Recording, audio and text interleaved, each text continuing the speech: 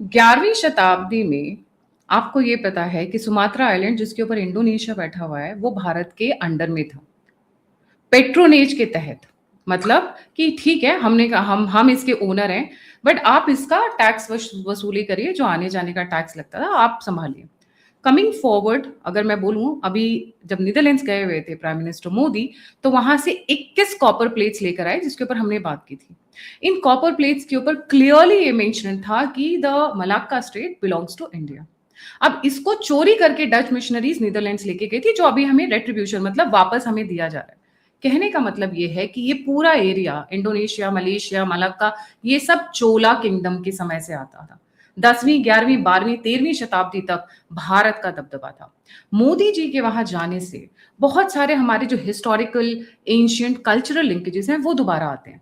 उसके बाद Islamic Nations बड़े कड़कड़ाए हुए हैं कि भैया इंडोनेशिया, मलेशिया रोज जा रहे हैं, साउथ ईस्ट एशिया पॉलिसी शुरू कर दी है, नॉर्थ ईस्ट से हम पूरे अपने south east look south east policy को शुरू कर रहे हैं।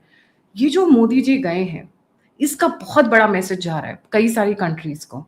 बारी बारी से डिस्कस करते हैं, इसका क्या कोई कॉन्क्रीट निकल कर आ रहा है या सिर्फ अभी वो धीरे धीरे धीरे धीरे जैसे हम कछुए की चाल चलते हैं उस स्टाइल में नजर आ रहा है। बट कुछ बड़े फैसले जरूर हुए हैं जिसको लेकर कई कंट्रीज खुश नहीं है, क्योंकि यहाँ पे यूएस भी घुसने की कोशिश कर रहे हैं। चाइना तो इसको मानता है उसका बैकयार्ड्स है। So let's understand from senior journalist Pankaj Prasoon ji. नमस्कार, सत श्री अकाल, राम राम सा। Pankaj ji, a very warm welcome on the show. Gayatri ji, जब आप भारत के पूर्वी एशियान कंट्रीज और ये मलेशिया, इंडोनेशिया की बात कर रहे हैं ना, तो ये नेक्स्ट बैटलफील्ड होने वाले हैं ग्लोबल डिप्लोमेसी और जियोपॉलिटिक्स के। ये जो मिडिल ईस्ट में हो रहा है वो मतलब ओवरऑल एक्सपोज हो गया है। जो पाना था वो कर चुका है, वो पेट्रो वो सब समझ रहे हैं। लेकिन नेक्स्ट जो इंटरेस्टिंग बैटल होने वाला है वो भारत के ईस्ट में होने वाला है, और इसमें अमेरिका भी है। अभी आपने देखा होगा कि थाईलैंड और एक कंबोडिया, उसकी लड़ाई हुई और अमेरिका वहां बीच में पंच बैठ के बन के बैठ गया। चाइना का यहाँ इन्फ्लुएंस है, आपने कहा कि उसका बैकयार्ड है। दे उनका पॉपुलेशन बहुत अच्छा है, they all are growing economy, growth engines वगैरह हैं। तो हर बड़ा देश यहाँ पे पांव जमाने की कोशिश कर रहा है। इस लिहाज से देखना होगा, भारत ने भी पहले लुक ईस्ट पॉलिसी कहा, फिर एक्ट ईस्ट पॉलिसी कहा, वो सब उसी के हिस्से हैं। अब तक इस इलाके में चाइना का एकाधिकार था, दबदबा था, कोई रोक टोक नहीं था। अब यहां पे ग्लोबल प्लेयर्स आने शुरू हो गए हैं, और उस लिहाज से भारत की एंट्री बिल्कुल सही समय पर हुई थी। अटल जी ने इसका सपना देखा था, लुक ईस्ट। लुक ईस्ट मतलब सिर्फ अपने नॉर्थ ईस्ट स्टेट से मतलब नहीं था, उसके अलावा आगे क्या। फिर आपने देखा हो कि जब से मोदी सरकार आई है तब से एक one road one belt initiative शुरू किया गया था कि भारत से निकलेगा। उस वक्त शेख हसीना थी, बांग्लादेश से बीच बिल्कुल क्रिस क्रॉस होके वो फिर बाद में म्यांमार जाएगा, म्यांमार से थाईलैंड जाएगा, बाद में वो एक रोड था, हाईवे। शेख हसीना की सरकार चली गई, हमने क्या किया कि उसको असम से घुमा के, असम से मिजोरम वगैरह होते हुए वो लगभग अपना काम चल रहा है वो। और उधर से 80% चीज पूरा हो गया, सिर्फ पैचेस में थोड़ा सा बाकी रह गए हैं म्यांमार में। इस लिहाज से देखिए, इकोनॉमिक लिहाज से they are growth engines of the world. चाहे आप जितना उन सारे देशों को मिला लीजिए, सिंगापुर को उसमें ले लीजिए, थाईलैंड को ले लीजिए, सारा कुछ, इंडोनेशिया, मलेशिया, सारे देशों की मैं बात कर रहा हूं। अब आपने कहा कि इस यात्रा का महत्व क्या है। 2 दिन की यात्रा है, आपको तो पता है मोदी जी जब भी जाते हैं 2-3 कंट्रीज कवर करते ही करते हैं। तो पहले फेज में ये इंडोनेशिया कवर कर रहे थे, और मैं कल से देख रहा था कि मेन स्ट्रीम मीडिया में कुछ कंक्रीट दिखाई दे रहा है कि नहीं। ठीक है, इनको अवार्ड मिल गया, अच्छी बात है, इनका बहुत अच्छा सेरेमोनियल वेलकम किया। उनके प्रधानमंत्री ने भी यहां तक कह दिया कि भाई मैं मोदी को फॉलो करता हूं और उनकी तरह बनने की कोशिश करता हूं, ये कॉपीराइट नहीं लगाएंगे, मुझे ऐसी उम्मीद है। तो ये सब ठीक है, ये सारे ऑप्टिक्स हैं और बहुत अच्छे ऑप्टिक्स हैं, कोई कोई डाउट नहीं है। लेकिन मेरा ध्यान रहता है कि हमें ठोस क्या हासिल हुआ या फिर काम क्या हुआ, ये ऑप्टिक्स के अलावा क्या हुआ। अब मैंने कुछ चीजें शॉर्टलिस्ट की हैं, शायद आपको और आपके दर्शकों को पसंद आ जाए। सबसे मेरे हिसाब से जो मेजर, जो सबसे बड़ी डील है वो है यूपीआई एंड क्वेरी। उनका जैसे हमारे यहाँ यूपीआई चलता है ना, उनके यहाँ एक क्वेरी सिस्टम है। हम जो भी करते हैं, चाहे गूगल पे से करें, फोन पे से करें, भीम ऐप के थ्रू करें, अलग अलग वो प्राइवेट कंपनियों के भी ऐप हैं, लेकिन हमारा बेस क्या है? यूपीआई। उसी तरह उनका बेस क्वेरी है। इन लोगों ने क्या किया है कि समझौता हुआ है, इंटीग्रेट करेंगे। इंटीग्रेट करने से होगा क्या? जैसे मान लिया कि मैं बाली जा रहा हूं, बहुत सारे इंडियंस बाली जाते हैं घूमने फिरने, वो इंडोनेशिया का एक द्वीप है, और आप मोबाइल लेके जाइए, कैश लेके नहीं, वहां क्वेरी का क्यूआर कोड लगा हुआ होगा, आप स्कैन कीजिए, आप पेमेंट कर सकते हैं। आपका यहां वाला वहां काम आएगा, यही इंडोनेशिया वाला भी यहां काम आएगा। और मैं देख रहा था कि बल कितना है इसका, 6 करोड़ लोग पर ईयर इंडोनेशिया जाते आते रहते हैं, 6.4 करोड़ लोग। तो सोचिए एक कैसा इकोसिस्टम तैयार होगा।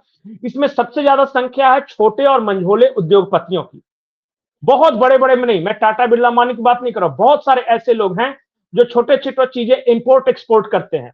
मैं कलकत्ता में बैठा हुआ हूं, इंडोनेशिया में कोई चीज है, वहां से मान लिया कि मैं कोकोनट क्वायर मंगा रहा हूं, क्वायर इंडस्ट्री के लिए, यहां से बोल दिया कि भाई भेज देना, यहीं से पेमेंट मैंने मार दिया क्यूआर कोड पे, और उसको वहां से पेमेंट हो गया, माल आ गया। ये फैसिलिटी, ये जो इकोसिस्टम तैयार होगा ना, चाहे वो टूरिज्म को लेकर लिहाज से देखे, चाहे छोटे व्यापारियों को लेके, ये 6.4 करोड़ संख्या के लिहाज से बहुत बड़ा है, और मैन टू मैन कॉन्टैक्ट के लिहाज से बहुत इंपॉर्टेंट स्टेप है। ये मेरे हिसाब से ये मोस्ट इंपॉर्टेंट डील है। एक और डील जो हुई है, जो कि जियो पॉलिटिक्स में है, जिसके बारे में बहुत कम लोग डिस्कस कर रहे हैं। मैं आपको एक पता चीज होगा कि ऐड करना चाहती जी हूँ जी पंकज जी, जो यूपीआई वाली बात है। आपको पता है कि सीआईए ने एड़ी चोटी का बल लगा रखा है अभी भी कि हम यूपीआई का जो सॉफ्टवेयर है, जो कोड है, उसको चुराने के लिए, बिकॉज दे आर लाइक कि इतनी बड़ी पॉपुलेशन हम कैसे मैनेज करते हैं भाई। रोज बैठ, अब घर से बैठ के हम कितना अमेजोन और फ्लिपकार्ट और हर जगह से ऑर्डर करते हैं, जोमेटो है, सब कुछ इंटीग्रेटेड है, बट उसका जो इंटरनल कोड है वो आज तक वो लगे हुए हैं चोरी करने के लिए, पर वो कर नहीं पाए हैं। But they are very very not happy, क्योंकि जैसे ही यूपीआई कई कंट्रीज में सक्सेसफुल होता है, ये चैलेंज करता है इनके स्विफ्ट कोड को, which takes lot of time. UPI आपका इंस्टेंट है, within seconds, within minutes हो जाता है। So I just wanted to add this here जी। और सबसे बड़ी बात कि पहली बार ऐसी टेक्नोलॉजिकल क्रांति है जो कि इंडिजिनस है, इंडिया का है, और जिसको बड़े बड़े डेवलप्ड कंट्रीज फॉलो करने की कोशिश कर रहे हैं। आप आश्चर्य किया कि बहुत जो हमारे यहाँ डेवलप्ड कंट्रीज की श्रेणी में है ना, जैसे जर्मनी वगैरह हो गया, यूरोप हो गया, अमेरिका हो गया, उनके पास नहीं है ये सब। और यूपीआई आने से मास्टर कार्ड का धंधा बंद हो गया। अमेरिका का वो वीजा कार्ड और मास्टर कार्ड बहुत चलता था कि प्लास्टिक कार्ड है, इसको कहीं स्वैप कर लेंगे, वो कर लेंगे, हमें नहीं जरूरत है, हम मोबाइल मेरे पास है, बहुत है। और अब तो पर्स लेके 140 निकलती है लेडीज, अब तो लेडीज पर्स लेके नहीं निकलती हैं, क्या लेकर निकलती है? फोन लेकर निकलती बिल्कुल। है, इसी में तो सब वो होता है। उनका जो दुनिया में कार्ड वाला जो धंधा था ना, वीजा कार्ड, मास्टर कार्ड, ये सब वो मंदा हो गया, और उनको इसकी समझ में नहीं आ रहा कि इसका काट क्या करें। और एक के बाद एक देश यूपीआई इंडिया से कॉपी कर रहे हैं, और साथ में यूपीआई में लेन देन की भी बात की जा रही है, एक साथ साइमल्टेनियसली चल रहा है। अब समझिए कि सबसे बड़ा मुस्लिम कंट्री है इंडोनेशिया, और वो हमसे इंटीग्रेट कर रहा है फाइनेंशियली भी, डिफेंस के लिहाज से भी। अब मैं जियो पॉलिटिक्स के बारे में जो दूसरा पॉइंट था मेरा, वो था कि आपको पता था कि ये पूरे इलाके को इंडो पैसिफिक नाम दिया करता था अमेरिका, और वो इंडो पैसिफिक रीजन मतलब उसमें ये था, जब 2018 में कहा गया था कि इंडो पैसिफिक इसका नाम है, तो उन्होंने कहा था कि ये हम इंडिया के इंपॉर्टेंस को बताने के लिए कि इस रीजन में इंडिया ही हमारा दोस्त है, वो उसके लिए कर रहे हैं। लेकिन अभी जो ट्रंप प्रशासन आया, इसने सिर्फ पैसिफिक रीजन रखा, इंडिया का नाम हटा दिया। तो ग्लोबल लेवल पे बहुत इसके बारे में चर्चा है, बज है कि इंडिया को क्यों साइडलाइन कर रहा है अमेरिका, इंडिया का नाम हटा दिया, इसका मतलब वो पैसिफिक। अब इंडिया को किनारे रहकर जो अमेरिका है अलग अलग देशों से खुद ही डील करने लगा। जैसे पहले क्या होता था कि बांग्लादेश का मैटर हो या नेपाल का मैटर हो, तो बोलता है इंडिया पे छोड़ देता था कि इंडिया देख लेगा, या म्यांमार का मैटर भी बहुत हद तक इंडिया देख लेगा। अब क्या कर रहा है, बांग्लादेश को अलग से डील कर रहा है, नेपाल को अलग से डील कर रहा है, म्यांमार को अलग से डील कर रहा है। इसी तरह आप जाइएगा तो थाईलैंड और जावा, सुमात्रा, इंडोनेशिया, मलेशिया, ये सारा वो सब है ना, वो अपने तरह से डील कर रहा है। ये हमारे लिए झटका था। अब भारत ने क्या किया है कि ठीक है, हमारा नाम हटा दिया, पर हमारा इंपॉर्टेंस तुम कम नहीं कर सकोगे। जो सबसे मजबूत देश है इंडो पैसिफिक का, इंडिया के उस तरफ वाला, एक्सेप्ट चाइना, चाइना के काउंटर में ही तो वो नाम रखा था इंडोनेशिया, उसके साथ हमने मल्टी फ्रॉन्ट संबंध बनाने शुरू कर दिए हैं। हम तुम्हारे साथ डिफेंस डील भी करेंगे, हम तुम्हारे साथ टेक पार्टनरशिप भी करेंगे, हम तुम्हारे साथ वो पेमेंट का लेन देन भी करेंगे, डी डॉलराइजेशन भी करेंगे, जो भी हो सकता है हम तुम्हारे साथ करेंगे।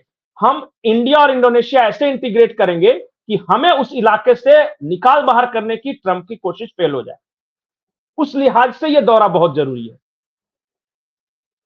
वो जो नाम चेंज किया वो भारत के लिए बहुत झटका था, क्योंकि दुनिया के स्तर पर हमारा नाम खराब हुआ ना, पर ठीक है, उसकी जिद है, अपना करे, कोई दिक्कत नहीं, पर हमारा इस इलाके में इंपॉर्टेंस कम नहीं हुआ है, ये बताया है मोदी जी ने जाकर। तीसरा एक सबोंग पोर्ट है। जब पोर्ट की बात करते हैं तो बहुत इंपॉर्टेंट है ये कंट्री। जब आप मैप देखिएगा इंडोनेशिया मलेशिया का, तो दोनों के बीच से होकर गुजरता है स्ट्रेट ऑफ मलक्का, और स्ट्रेट ऑफ मलक्का चाइना का 80% ट्रेड स्ट्रेट ऑफ मलक्का से होता है, और इसको चाइनीज डिप्लोमेटिक लैंग्वेज में मलक्का डायलेमा कहते हैं। मतलब कि एक बार अगर मलक्का किस तरह का डिस्टर्ब हो गया तो चाइना कुछ नहीं कर सकेगा, इसलिए चाइना के लिए वो मलक्का डायलेमा है। जिन दो देशों के बीच से होकर गुजरता है उसमें एक इंडोनेशिया है, तो वहां पे मोदी जी हैं, और वहां पे एक पोर्ट का नाम है सबोंग पोर्ट, स्पेलिंग है SABONG। इंडिया इंडोनेशिया के साथ मिलकर उस पोर्ट को डेवलप कर रहा है, उसका वो हुआ है डील में, अभी जो हुई है ना MOU में। इंडिया एक ऐसे जगह पे बैठा हुआ है वहां पे जहां से होके चाइना का 80% व्यापार जाता है। ये देखिए स्टेट ऑफ मलक्का में इंडोनेशिया है, और वहां सबोंग पोर्ट देखिए, मतलब हम वहां पे बैठे बैठे देख रहे होंगे चाइना के सारे जहाजों को गुजरते हुए। स्ट्रेटेजिकली जियोपॉलिटिक्स के लिहाज से ये बहुत बहुत बहुत इंपॉर्टेंट है। इसके बारे में मैं ढूंढ रहा था, बहुत कम बातचीत हुई है, ये जानबूझकर साइलेंस अख्तियार किया गया है, हो सकता है कि हम ज्यादा इसका प्रचार नहीं चाहते हो, इस वजह से भी है। अब एक मैं आपको, आप मैप यहां पे रहने दीजिए, और आप बताइए, दर्शकों से मैं ये सवाल पूछ रहा हूं, जब हमारा ग्रेट निकोबार प्रोजेक्ट पूरा हो जाएगा, वहां एक वो पोर्ट हमारे पास हो जाएगा। अभी इंडियन नेवी ने कोलंबो पोर्ट डेवलप करने के लिए उसके साथ कोलेबोरेशन किया है, तो एक कोलंबो में रहेगा, हमारे पास श्रीलंका रहेगा, और तीसरा सबोंग रहेगा। अगर ये तीनों पोर्ट पे इंडिया मौजूद है और इंडियन नेवी मजबूत है, तो सोचिए कि हमने बिना कुछ किए हुए, स्ट्रिंग ऑफ पर्ल्स की तो बात करते थे कि भारत के चारों तरफ पोर्ट्स जो है वो चाइना बना रहा है, वो अब इससे पहले गए थे जिस देश में अभी सेशल्स में गए थे मोदी जी, वहां पे देखिए, अब ये सब जो लोकेशन देखिए, तो हम चाइना को ब्लॉक, मतलब कि हम जिस दिन अगर लड़ाई हुई उस तरह की बात आई तो हम स्ट्रेटेजिकली इंपॉर्टेंट पोजीशन पे मौजूद रहेंगे। इस लिहाज से सबोंग पोर्ट बहुत जरूरी था, जो कि इंडिया और इंडोनेशिया दोनों मिलकर जो डेवलप करेंगे। ये चाइना को सीधे सीधे अब काउंटर हो गया, बट इस्लामिक कंट्रीज को बिल्कुल, क्यों इस वक्त मिर्ची लगी हुई है जी? देखिए बड़ा इंटरेस्टिंग है, इंडोनेशिया दुनिया का सबसे बड़ा इस्लामिक मुल्क है पॉपुलेशन के लिहाज से, इससे ज्यादा जनसंख्या किसी की नहीं है, और दूसरा सबसे बड़ा इस्लामिक मुल्क पॉपुलेशन के लिहाज से इंडिया है। दो सबसे बड़े इस्लामिक मुल्क डिफेंस पार्टनरशिप कर रहे हैं, जिस डिफेंस पार्टनरशिप पे अस्त्र की बात की, और मैं देख रहा था अभी जो जायसवाल जी ने किया है, विदेश मंत्रालय के जो प्रवक्ता है, उन्होंने कहा MOU on BrahMos and अस्त्रा missile announced. उनका, हाँ, अनाउंस लिखा हुआ है दोनों, मैं आपको भेज देता हूं वो, देखिए, तो ये बहुत बहुत बहुत इंपॉर्टेंट है। ब्रह्मोस नहीं देना चाहिए इंडोनेशिया को बिकॉज इट्स इस्लामिक कंट्री। नहीं, देखिए क्या होता है कि मेरा बिल्कुल साफ साफ मानना है, क्या फ्रांस ने हमें राफेल दिया तो क्या फ्रांस की सुरक्षा खतरे में आ गई? इजराइल क्या अगर हथियार हमें दे रहा है तो इजराइल की सुरक्षा खतरे में आ गई? रशिया दे रहा है, रशिया तो टेक्नोलॉजी ट्रांसफर भी करता है, सोर्स कोड भी देता है। हम सिर्फ ब्रह्मोस दे रहे हैं, उसके टेक्नोलॉजी नहीं दे रहे हैं, उसका सोर्स कोड नहीं दे रहे हैं। जब तक किसी के पास सोर्स कोड नहीं होगा दुनिया में कोई उसे कॉपी नहीं कर सकता। दूसरी बात कि बोलना नहीं चाहिए कि अमेरिका के साथ हमारा पंगा किस बात को लेके है कि अमेरिका हमें सोर्स कोड नहीं देता। कल को जाके युद्ध अगर होगा और अमेरिकन टेक्नोलॉजी हम यूज करते हैं, मान लिया कि हम F-35 यूज कर रहे हैं, अमेरिका को पसंद नहीं है, वो वहीं से बैठे बैठे ब्लॉक कर देगा, उसको उड़ा ही नहीं पाएंगे। अब इसका जवाब मैं इंडोनेशिया के परिप्रेक्ष्य में नहीं देना चाह रहा था कि ठीक है, ज्यादा से ज्यादा इंडोनेशिया वर्स्ट के सिनारियो लीजिए, इंडिया पे वही ब्रह्मोस का प्रयोग करता है। वर्स्ट के सिनारियो मान लिया कि इससे ज्यादा खराब तो कुछ हो नहीं चाइना के सकता। साथ वो शेयर कर सकते हैं, ये एक छोटा सा है हाँ, वीक नहीं पॉइंट। वो वीक पॉइंट नहीं, देखिए ब्रह्मोस तो रशिया के पास भी है, वो चाहता तो चाइना को दे देता, रशिया चाइना की तो बहुत अच्छी दोस्ती है। ऐसा नहीं होता, क्योंकि वो भारत के साथ मिलकर बनाया है, तो वो टेक्नोलॉजी सिर्फ इंडिया और रशिया के पास होगी, बाकी किसी को ट्रांसफर नहीं की जाएगी। The main thing is source code. किसी का सोर्स कोड नहीं है तो आप कुछ नहीं कर सकते। हाँ, आपके पास एक ऑपरेशनल नॉलेज होता है और मेंटेनेंस का नॉलेज होता है।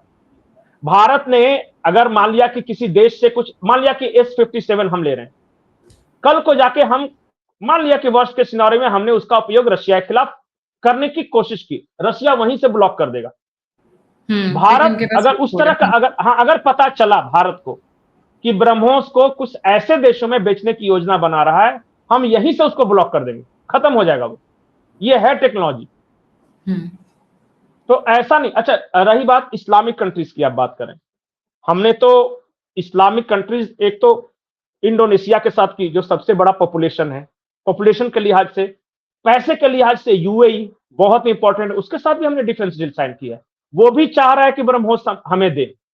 ब्रह्मोस खरीदने के लिए देखिए, अभी वो वहां टर्की के बगल वाले जो कंट्री हैं, जो साइप्रस हैं, ग्रीस हैं, वो हमसे मांग रहे हैं। इधर चाइना के अगल बगल वाले कंट्री जैसे वियतनाम हो गए, वो मांग रहे हैं, फिलीपींस हैं, वो मांग रहे हैं। इधर इंडोनेशिया, ब्रह्मोस का तो डिमांड बहुत ज्यादा है। एक एक करके यही देखिए, हम डिफेंस एक्सपोर्ट करेंगे तो कुछ ना कुछ तो देंगे ना किसी को भी, और देंगे इस डर से, अगर हम नहीं बेचेंगे कि वो कहीं किसी और को दे देगा, तो ऐसे कोई फर्क नहीं पड़ता। ये मेरे हिसाब से जो अस्त्र वाला तो ठीक है, लेकिन जैसे ही उन्होंने कहा कि ब्रह्मोस के बारे में भी अगर अनाउंस हो गया है, तो ये बहुत बड़ा स्टेप है, और इसलिए पूरा इंडोनेशियन मीडिया अभी लहालोट है। बिल्कुल, मोदी जी ऐसे हैं, मोदी जी वैसे हैं, भारत हमारा इतना बढ़िया दोस्त है, वो है वो है। आप इंडोनेशियन मीडिया को देखिए, वो ऐसा लग रहा है कि वहां की सरकार भी इसे प्रचारित कर रही है कि the most important visit in recent time, ये कह रहे हैं वहां पे। तो इस लिहाज से ये तो डिफेंस वाली हो गई वहां पे। मुझे लगता है कि ये बहुत इंपॉर्टेंट है। एक और चीज है जिसके बारे में भी कम चर्चा हो रही है, सब कोई ब्रह्मोस वगैरह ये सब कर रहा है, निकेल। निकेल आजकल की दुनिया में ईवी बैटरीज जो है ना, इलेक्ट्रॉनिक व्हीकल्स में, उसमें उसका उपयोग होता है। भारत पिछले कुछ सालों से ये कोशिश कर रहा है कि हम वो आयन बैटरीज के इस्तेमाल में, हाँ ये देखिए, वो जो अभी ये एक फॉरेन कॉरेस्पॉन्डेंट है सिद्धांत सिब्बल जी, उन्होंने ये लिखा है, breaking, India Indonesia sign MOU on BrahMos अस्त्र मिसाइल, अनाउंस हो गया। ये अनाउंस भी कर रहे हैं वहां पे। जी, आप सुनाइएगा या मैं कंटिन्यू करूं इसको? नहीं प्लीज कंटिन्यू, फिर लास्ट में हाँ सुनाती हूँ ये। हाँ, तो या रुक निकल के जाइए, बारे में आपने बात। मेंशन कर दिया तो सुनाई देती हूँ, क्योंकि मेंशन हो जी गया तो। Elections. 10th, Memorandum of Understanding on Research, Technology and Innovation Cooperation. And then contract signing for BrahMos missile defense system between BrahMos and the Ministry of Defense. BrahMos and Ministry of Defense, wow, that's nice. Ministry of Defense हो के गया, साथ सीधे announce हो गया। हाँ, हो गया, अनाउंस हो गया इसका। मंदिरों पे आइए ना, बड़ा मैं मंदिर को लेके बड़ी एक्साइट हो रखी हूँ कि इस्लामिक रिपब्लिक में, मतलब मुसलमानों के देश में बुत पूजा के लिए मंदिर बनाए जा रहे हैं। अरे भैया, पाकिस्तान में तो इस वक्त तहलका मच गया होगा, मोदी ने बुत परस्ती की जी। क्योंकि कुछ एक चैनल्स उनके बड़े मजेदार हैं, वो 4 किलो पाउडर लगा के जो इनके हीरोइंस बैठती हैं, सॉरी बट एक्चुअली में व्हाट दे डू दैट, मतलब स्किन का कलर हाथ का अलग होता है, फेस का अलग होता है, but anyways that's on the funny note. The thing is that कि वो इतना हाइपर वेंटिलेट हो जाते हैं। वो शायद शहबाज शरीफ और आसिम मुनीर की डेवलपमेंट्स को उतना कवर नहीं करते हैं जितना कि वो मोदी और जयशंकर और दोवल की मूवमेंट्स को कवर करते हैं। शाह तो उनका जानी दुश्मन है, ये शाह किस्सा इस तरीके से। जी। मैं टेम्पल पे आ रहा हूँ। आपने जब छेड़ दिया तो कल मैं एक पाकिस्तानी चैनल सुन रहा था, वो मोदी की इंडोनेशिया यात्रा पे वो अपना कवरेज कर रहे थे, जो भी बकवास करना था कर रहे थे। अच्छा, वो भी उन्होंने कर रहे कहा थे, कि हम तो कवर ही नहीं हाँ, करते कि आसिम मुनीर कहाँ जा रहा है, किधर मरने जा रहा है, नहीं नहीं सॉरी। इंपॉर्टेंट नहीं है ना वो, क्योंकि देखिए जो पाकिस्तान की विदेश नीति है वो इंडिया स्पेसिफिक है, वो कहीं जाएंगे तो इंडिया से बचा लो, सिर्फ इतना ही उनका रहता है, या पैसे दे दो। इसके अलावा तो कुछ उनका फॉरेन पॉलिसी है नहीं, तो दे सिंपल, बहुत सिंपल लाइन पे है, तो उनका कोई टेंशन नहीं। कल वो डिस्कशन कर रहे थे और एक वहां एक्सपर्ट बैठा हुआ था, द सो कॉल्ड एक्सपर्ट, उसने कहा कि इंडिया ब्रह्मोस दे ही नहीं सकता। तो सामने वाला कहा कि क्यों नहीं दे सकता? उसने कहा कि जैसे ही उसने उदाहरण बताया कि जब अमेरिकन फाइटर प्लेन्स लेते हैं तो आपको इंग्लिश में सीखना पड़ता है, जर्मन लेते हैं तो जर्मन में सीखना पड़ता है, फ्रेंच लेते हैं, अगर राफेल अगर लेता है तो वो फ्रेंच का उसका कोई कोडिंग रहता है। फिर उसने उदाहरण बताया कि मैंने एक बार जर्मनी की कार ली थी, मुझे समझ में नहीं आया, इसलिए मैंने अमेरिकन ली ताकि इंग्लिश में।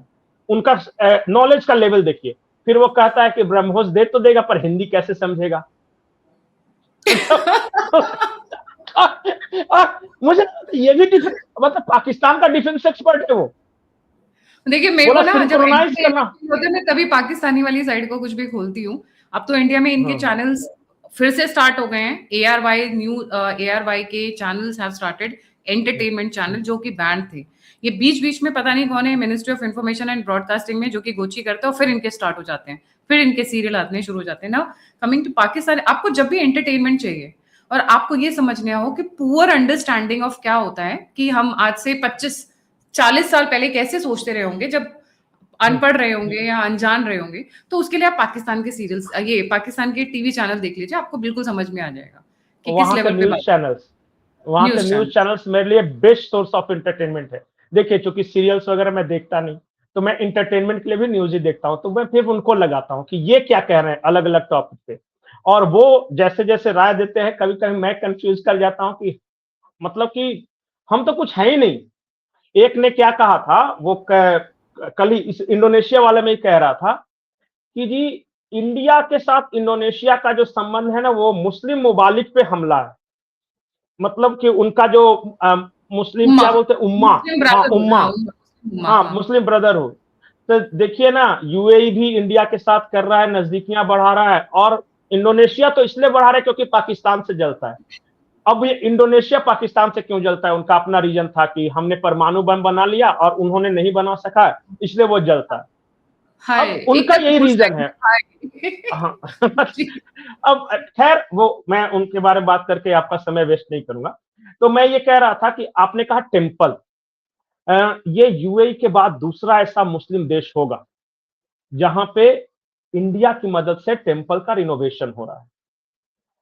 कल्चरली ये बहुत बड़ा मार्क है वहां पे। जैसे अरब में पहला मंदिर वो स्वामीनारायण टेम्पल बनाया है ट्रस्ट ने, और कल परसों मैं वहां देख रहा था कि अच्छी खासी भीड़ जा रही है, वहां के अरब के लोग भी जाते हैं, और वो बोलते हैं कि इंडियंस जब भी कोई आते हैं ना, कहीं से भी हिंदू आता है, यूरोप से भी आता है, अमेरिका से आता है, तो वहां के लोग बताते हैं घूमने फिरना है कौन सी जगह, अरे तुम्हारे लिए मंदिर बनाया है ना वहां, मोदी जी और वहां के प्रिंस सुल्तान ने मिलकर वहां।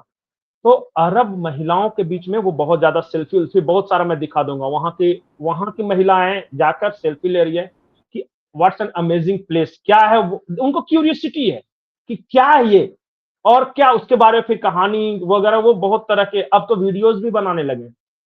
वहां की जो फीमेल है ना, वो टेम्पल्स को लेकर, हिंदुइज्म को लेकर काफी वीडियो बना रही है यूएई में, जबकि आज से आप 5 साल 7 साल पहले तो कंप्लीटली बैन था। किस तरह से ये बात नहीं कर सकते थे दूसरे रिलीजन के बारे में, क्रिश्चियनिटी के बारे में तो फिर भी डिस्कशन होता है, पर हिंदुइज्म के बारे में नहीं। तो एक मंदिर जब बनता है तो मंदिर नहीं बनता, उसके आसपास एक इकोसिस्टम तैयार होता है, आपके कल्चर को वो जानते हैं, आपके ट्रेडिशंस को जानते हैं, उनका इंटरेस्ट बढ़ता है। इंडोनेशिया में एक जो वहां के राजा थे, उनकी जो बेटी थी, उन्होंने हिंदुइज्म अपना लिया, सुकर्णो पुत्री ने, वहां का जो सबसे ये थे, आपको पता होगा। और फिर अब तो मतलब कि उनके जैसे वो जो राजा की जो बेटी थी ना, उनके 10,000 फॉलोअर हैं हिंदुइज्म में, सनातन में। और कभी उनका वीडियोस वगैरह देखिएगा, वो काफी ये प्रचार कर रही हैं अपने देश में। दुनिया का सबसे बड़ा मुस्लिम मुल्क में ये कर रहे हैं। अब वो जो है यहाँ पे जब इंडिया के सहयोग से, हाँ यही है, तो बहुत बहुत सारे इनकी सोशल लाइफ मीडिया इन्फ्लुएंसर्स आज की डेट में यूएई के वहां जाते हैं, क्योंकि अभी जब आपने कहा तो मैंने इसलिए निकाला, she is not the only one, बहुत सारे मुस्लिम इन्फ्लुएंसर्स जा रहे हैं आज की डेट बिल्कुल में। बिल्कुल बिल्कुल। जी। और वहां जो बहुत सारे जो सोशल मीडिया इन्फ्लुएंसर्स इंडोनेशिया के हैं ना, वो भी हिंदुइज्म सनातन को लेके कर रहे हैं। एक जो वहां मेन चीज चलता है, जो लाइन है वो हर भारतीय को सुननी चाहिए, we have changed our religion but not our culture. उन्होंने कहा कि हमने अपना धर्म बदल लिया है, कुछ भी कारण हो सकते हैं, लेकिन हमने अपनी संस्कृति नहीं बदली है, और हमारी संस्कृति सनातन संस्कृति है। रिलीजन कुछ भी हो सकता है। वहां का जो ये एयरलाइंस है उसका नाम है द गरुड़ा, गरुड़ के नाम पे। इंडोनेशिया का ना। हाँ गरुड़ा कौन थे सभी को पता है। बिल्कुल, हाँ वो सबको पता है। तो ये कल्चरल इंटीग्रेशन की तरफ भी इंडोनेशिया ज्यादा तेजी से बढ़ रहा है। मैं तो इंडियंस जो भी ये करते हैं, मैं ये नहीं कह रहा हूं कि जाकर डेस्परेटली आप किसी को हिंदू बनाने की कोशिश करें, लेकिन लर्न अबाउट इंडोनेशियन कल्चर, उनके बारे में जितना जानेंगे उनसे उतना ज्यादा फ्रेंडली होंगे। रिस्पेक्ट देम, और जब आप रिस्पेक्ट करते हो ना म्यूचुअल, किसी इंडोनेशियन को रिस्पेक्ट करते हो तो बदले में वो बहुत ज्यादा रिस्पेक्ट करता है, क्योंकि वो मानता है कि ये हमारे एंसेस्टर की भूमि से आए हैं। अच्छा। हाँ, हमारे फोर फादर्स की भूमि से आए हैं। बस एक सेकंड, इतना ध्यान रखना है कि जबरदस्ती ऐसा नहीं करना है कि हम तो गए हैं सनातन बन के, ये लो हम तुम्हें, इस तरह की नहीं। आप जाइए, अपनी अच्छी बातें कीजिए, उनकी अच्छी बातें बताइए कि आपका देश Prove that बहुत you अच्छा है, तो actually उनको were बहुत अच्छा लगता ancestors. है। अगर मैं कहूँ तो prove that actually you were ancestors. आप मतलब हाँ, prove it by your actions. हम एक बिल्कुल बिल्कुल, हाँ, अपने व्यवहार से ये वहां पे बहुत इफेक्ट डालेगा। और बहुत सारे इंडियंस जाते हैं, मैंने ये कहा। मंदिर के लेके मैं इतना ही कह सकता हूं कि ये भारत की जो सॉफ्ट डिप्लोमेसी है ना, उसी का ये पार्ट। मैं एक सेकंड, मैं हम्म, तो ये तो हो गई कल्चरल इंटीग्रेशन की बात, जो कि बहुत इंपॉर्टेंट है, पीपल टू पीपल कांटेक्ट वगैरह, क्योंकि हम अभी लुक ईस्ट नहीं, उससे आगे बढ़ के एक्ट ईस्ट देख रहे हैं। तो चाहे आप थाईलैंड में जाओ या कंबोडिया में जाओ, इंडोनेशिया में जाओ, तो हमेशा ये ध्यान रखना कि वो अपने ही हैं, भले ही अलग अलग कारणों से। कभी एक ऐसा जमाना था कि म्यांमार, थाईलैंड, वो पूरा खित्ता कभी भारत के साथ हुआ करता था, और दे फील्स अबाउट इट, मतलब वो उनको महसूस होता है। तो उसी तरह से हमारा भी बिहेवियर रखना चाहिए। जो exactly. लास्ट पॉइंट जो मोदी के इंडोनेशिया यात्रा के बारे में जो बात करते करते मैं रुक गया, वो निकल के बारे में बात कर रहा था। जी। हम 2-3 वर्षों से कोशिश कर रहे हैं कि अपने ईवी बैटरीज के लिए बड़े पैमाने पे निकल को एक्वायर करें। चाइना के पास है, पर वो नहीं दे रहा है। मतलब हमने बहुत कोशिश की, वो इधर उधर, मतलब बहुत तरह की बातें चल रही। इंडोनेशिया में निकल का भंडार है, लेकिन उनके पास टेक्नोलॉजी नहीं है उसको प्रोसेस करके यूजेबल बनाने की। भारत के पास है वो। तो जब मोदी जी गए तो उन्होंने कहा कि तुम अपने माइंड से निकालो, भले ही रॉ है वो हमारे यहां भेजो, हम उसको यूजेबल बनाएंगे, और हमारे भी बैटरी की जरूरत है, और आपके यहां भी इलेक्ट्रॉनिक ईवी रिवॉल्यूशन में वो मदद करेगा। इस बारे में भी एक ठोस बातचीत हुई है। इंडोनेशिया सैद्धांतिक रूप से इसके लिए तैयार है। जब ये हो जाएगा ना, तो पेट्रोलियम प्रोसेसिंग में जैसे हम कच्चा तेल दूसरे देशों से मंगाते हैं, प्रोसेस करते हैं, यूजेबल बना के हम दूसरे देशों को देते हैं, उसी तरह ये निकल वाला जो है, और बहुत तरह के, जैसे निकल तो इंडोनेशिया के साथ कर रहे हैं, और भी रेयर अर्थ मिनरल्स है, वो हम यूजेबल बनाने लायक एक हब बनने जा रहे हैं इस पूरे इलाके में। वो एशिया पैसिफिक जिसको बोले, इंडो पैसिफिक बोले, या फिर पैसिफिक रीजन बताए, उसमें हम बहुत इंपॉर्टेंट प्लेयर हैं। एक्सेप्ट चाइना, किसी के पास ये टेक्नोलॉजी नहीं है। तो चाहे वो सेमीकंडक्टर के लिहाज से हो, ईवी बैटरी के लिहाज से हो, हम उस दिशा में बहुत फोकस कर रहे हैं। तो ये निकल वाला जो है वो भी लगभग तय हो गया। तो 5 चीजें, एक यूपीआई इंटीग्रेशन, दूसरा ये सबांग पोर्ट, तीसरा डिफेंस डील, चौथा निकेल, और 5वां कल्चरल इंटीग्रेशन। 2 दिन के यात्रा में मोदी जी ने इतना काम किया है, इसलिए मैं कह रहा था थोड़ा सा ठोस बात कर लेते हैं। अकेले वे नहीं गए होंगे, वो कम से कम 20-30 बिजनेसमैन और वो डिप्लोमैट्स, इंटेलिजेंस, क्योंकि सबांग इंटेलिजेंस को भी लेकर रिलेटेड है ना, मलक्का स्टेट की जो बात चल रही है, जो आपने बताया, वो सब लेकर गए होंगे, क्योंकि वो जब जाते हैं तो बिना प्रिपरेशन की नहीं जाते, पूरी तैयारी के साथ जाते हैं। सो बाकी देखिए उनका जो रिसेप्शन हो रहा है, जो उनके एरोप्लेन को फाइटर जेट्स के साथ अकम्पनी किया जा रहा है, ये सभी को पता है। This is a common standard operating procedure अगर कहा जाए। भव्य स्वागत करना, भाई आप किसी बड़े नेता को बुला रहे हो तो वो प्रोटोकॉल का हिस्सा हो जाता है, अदरवाइज वो गलत लगता है, ऑफेंडिंग लगता है वो इनफैक्ट। तो it's a good deal, let's see. Indonesia के साथ तो हो चुका है, ऑस्ट्रेलिया की कहानी मैं ऑलरेडी पहले भी कर चुकी हूँ, और ऑस्ट्रेलिया से देखते हैं क्या निकल कर आएगा, क्योंकि Australia is on radar. Australia being the vessel state for CIA and also British intelligence plus ISI के बहुत सारे रिटायर्ड, या पाकिस्तानी आर्मी के बहुत सारे रिटायर्ड ऑफिसर्स ऑस्ट्रेलिया में सेटल्ड हैं, एंड खालिस्तान का बहुत बड़ा गढ़ है Australia. So stay tuned, Australia पे भी कवर करेंगे, देखते हैं वहां से न्यू डेवलपमेंट्स क्या आती हैं। Thank you so much Pankaj ji for joining. जाने से पहले सभी व्यूअर्स से रिक्वेस्ट है, लाइक सब्सक्राइब और शेयर करना ना भूलें।